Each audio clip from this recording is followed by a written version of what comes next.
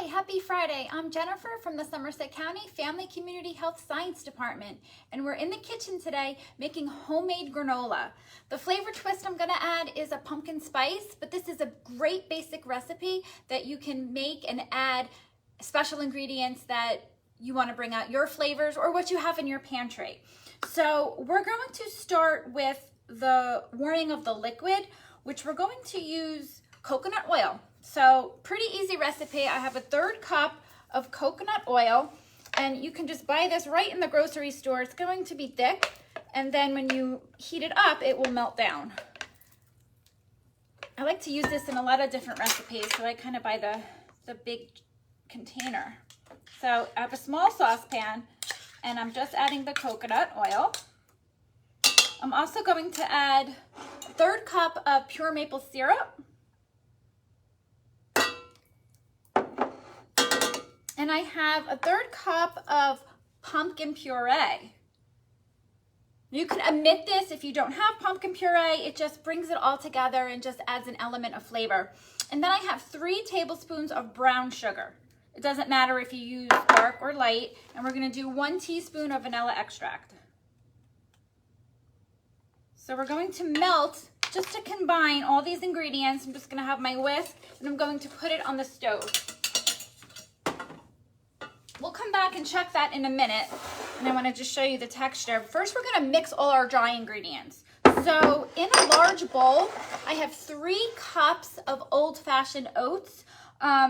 You want to use the old-fashioned, not the quick oats, because you can see these are bigger oats. So you want it to be not so fine. So the old-fashioned oats work really great. And then you're gonna add your fix-ins. I'm personally using pecans. These are just chopped pecans. I have 1 1/4 cup. If you wanna mix up the nuts, I highly recommend that. You can do 3/4 cup of pecans, 3/4 cup of walnuts, slivered almonds, whatever you have on hand. Now to make this pumpkin spice, I have the pepitas, the seeds from the pumpkin, the inside. So we have a 1/3 cup of that. And it just gives it a nice color too, because you have the brown and then you have the element of the green. I forgot my dried fruit at home. If I had brought my dried cranberries, I would have added 1/2 cup of dried cranberries here. You can also take dried cherries or dried apricots really would be great with this, because that would give it that pop of orange color, and it just gives it that soft sweetness to offset the dryness of the granola. And it also gives it a nutrition boost. Those dried fruits are loaded with nutrients. So this is our dry ingredients, and we're gonna add our spices. Let me check our liquid, and everything is starting to melt and combine together. So I'm just whisking it up. I'm gonna let it melt a little bit longer. Okay, so for our spices, you can take a super shortcut and use pumpkin pie spice, but really what's in pumpkin spice is a lot of those fall flavors. So we're gonna do 1 1/2 teaspoons of ground cinnamon. Just sprinkle that on.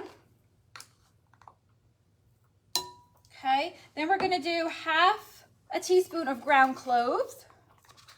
Now this was cooking the batch already, and it just, I wish you could smell how amazing it is in here. And then 1/2 teaspoon of nutmeg.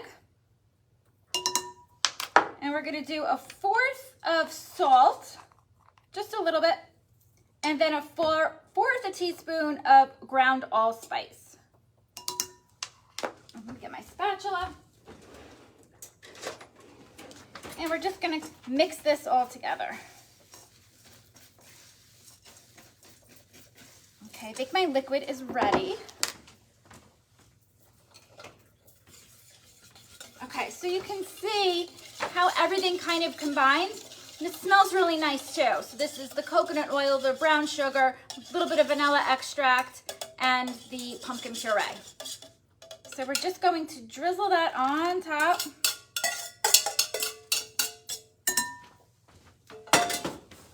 Okay, and then you just want to kind of coat it all together so all the dry bits of granola and nuts are covered in this delicious liquid. Now, I have my oven preheating at 325 degrees. If you look up different granola recipes, you'll see different variations. So you could do low and slow. I've seen as low as 300 and you're really baking it for over an hour. I put it at 325 and we're gonna bake it for about 40 minutes. That's a really nice time frame. Okay, and you wanna line it with parchment paper. So that is preheating.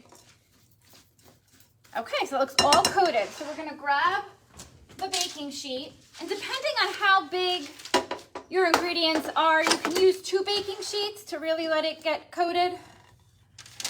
I'm just using one for our purposes here. Just get all that goodness, every bit of those seeds, every bit of that cinnamon liquid. Okay, and then you're just gonna spread this evenly out on your baking sheet. And you wanna kind of press down a little bit so that everything really gets that heat and it can be baked through. Now you're gonna kind of pop it in your oven and let it go about halfway through. So if we're baking for 40 minutes, about 15, 20 minutes, just grab a spatula and kind of stir it up so that those bottom wet pieces come on top and they get baked. And then take your spatula and press down. Okay, so we're gonna pop this in the oven. Now I have a batch that I already did. If you think it's not brown enough, it will be at 40 minutes. You'll just start to see lightly browning of the granola. Take it out, put it on your counter and let it cool. As it cools, the granola will harden even more. So this one has cooled. It just smells so good. And I love the crunch. You get a little great sweetness from the seeds and even the puree. It's a very subtle, you don't really taste it, but it just adds that extra element. You're like, what is this? So this is so delicious. You can put it on top of yogurt. You can put it on top of ice cream. Eat it for breakfast with a snack. I need water. You can get little mason jars. That makes a great gift. This is going to make a big batch here, so hopefully everybody in the office can take a little bit home with them for the weekend. So just put your lid on it in an airtight container or mason jar. It will stay on your counter in your pantry for about 2 weeks. So think of that when you're thinking of gifts for the holidays. DIY gifts are really great from the heart and it saves on your budget. So you can make up a batch of granola, put it in a cute mason jar, and you have some cute hostess gifts as well.